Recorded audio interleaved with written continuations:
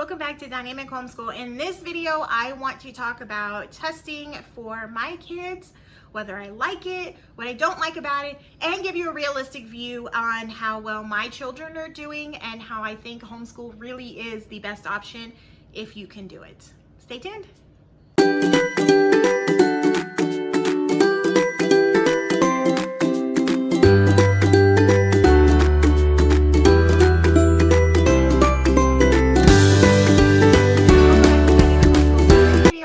To talk about the standardized testing that we picked, why we picked it, and how it's impacted us. So the test that we picked is the California Assessment Test, the CAT-10. I picked it because it was highly recommended on other Facebook pages.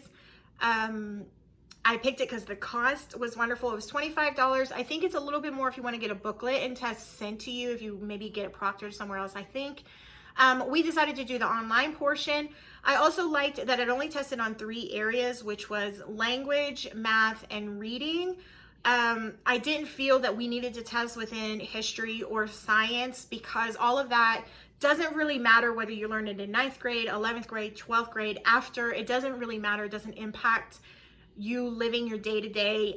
Being able to read and do your math and write really well is important when you're getting up into college. So I like that it only tested on those 3 areas. Within those 3 areas, so like in language arts, they'll test on mechanics, usage, and structure, and spelling. Within math, they test on computation, concepts, and problems. And within reading, they test on vocabulary and comprehension. The site is very user-friendly, so you'll pay for the test on the CAT-10 website. They'll send you a link, you'll log in, you'll create a username and password, log in, and your student's test is like off to the side. You'll click it and then it'll have those 3 sections broken up. We chose the untimed portion just because I didn't feel like they needed to be rushed. I really wanted to see where they were.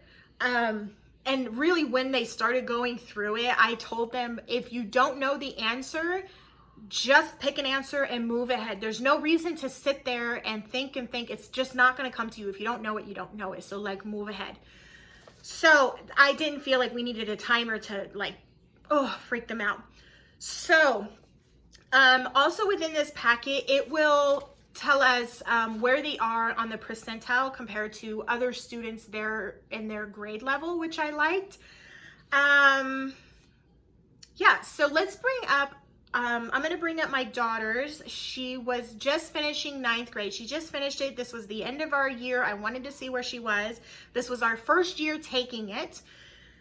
So as you can see in language arts, which deals with mechanics, usage, instruction, and spelling, she was testing at the end of 9th grade. She was testing at grade 11, 1 month. 11.1 is 11 years, 1 month.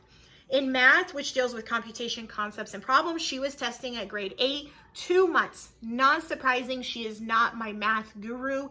It takes her a little bit longer to get it. She is my abstract learner. She's very creative when it comes to math. She's my creative child. She does not like the rules that are in place for math. Like, they just don't make sense to her. Why does she need to follow them? So I'm not surprised. She did still do really well. She's in 8th grade, even though she just finished 9th. And in reading, she was at grade 11, 5 months. So she was above when it came to language and reading, which is not surprising for my daughter. When they totaled all of that, they're telling me that she is testing actually in grade 10, 1 month. So after the end of 9th grade, she's starting 10th grade. She's there. Now I'm going to put up her grade 10 because we just took it last year. So you can compare and see where the jumps were. In language arts, she is testing well above high school. She is now testing at grade 13 years and 6 months. In math, she is now testing at grade 9 and 3 months. So she was at the beginning of 8, now she's at 9. At the end of 10, she's right at the beginning of 9th grade. In reading, she's testing in 13 years grade. And her total, if they were to add all of it together, was 12 years and 5 months. So at the end of 10th grade, she's already testing at the end of, or the beginning of 12th grade. Wonderful. So if I were to bring up my son's, in his 7th grade, this was our first year. You can see for language, he was testing at 7 years, 9 months. We just finished 7th grade, so he's going into 8th grade. So he's very close as far as language arts. In math, he's testing right at the beginning of 7th grade, even though we just finished it. And in reading, he's at grade 6, 7 months. So total, he's at 7 years, 4 months. Now, at the end of this year, we did a test, grade 8, and he made huge improvements. So as you can see in language arts, he went to grade 9 years, 4 months. In math, he went to grade 8 in 8 months and 8 years. 8 years and 8 months. In reading, he went to 9 years and 4 months. And so his total at the end of 8th grade, he's testing at 9th grade, 3 months.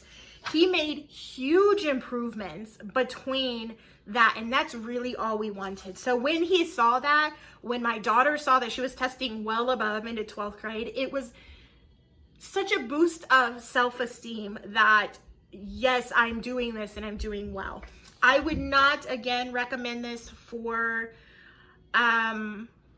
below 7th grade. I did do this for my daughter, and she was just finishing up 3rd grade. I just didn't find it necessary. We did it, but it was very long. She was over the test. It wasn't worth it. I won't pay for it again next year. I'll wait until she's like in 7th or 8th grade before I do it. But the goal was for us to just see improvement. Hopefully, as you can see, homeschooling does have a lot of benefits, and my kids are not geniuses, and we're not testing well above every single grade. But as you can see from my son, we knew that his reading was down for his age level. So this last year, we really focused on reading more, and he made huge leaps into now getting up to 9th grade. And my daughter, the same, like she was testing. She was already kind of testing well above in language and reading, but just within the year is now surpassed into past 12th grade. So really what I want you to get from this is testing is great. I would do the untimed portion. Maybe when they get a little older, maybe in 12th grade, I would do a timed portion just to kind of give them, how do I say it nicely, that little bit of stress that this is a time you got to think fast and just do what you're going to do and prep them for college is really what I'm trying to get them for. So hopefully, as you can see, they're just normal children. Sometimes they test well in some areas, sometimes they're below in others, but combined, they are still on level or above. So just because your child is below in one level doesn't mean that they are not on par with other children, because not everybody is the same. If you do pick a test, continue to pick the same test every single year, just because if you pick one test, they might, and then you pick another one, they could have different requirements as to what a 9th grader would need to know, or a 3rd grader or whatever. If you pick the same test, then you know their requirements are they're the same every year. They have already planned that come this year, they should know this. Come this year, they know this. So if you have any questions, please let me know, and happy homeschooling.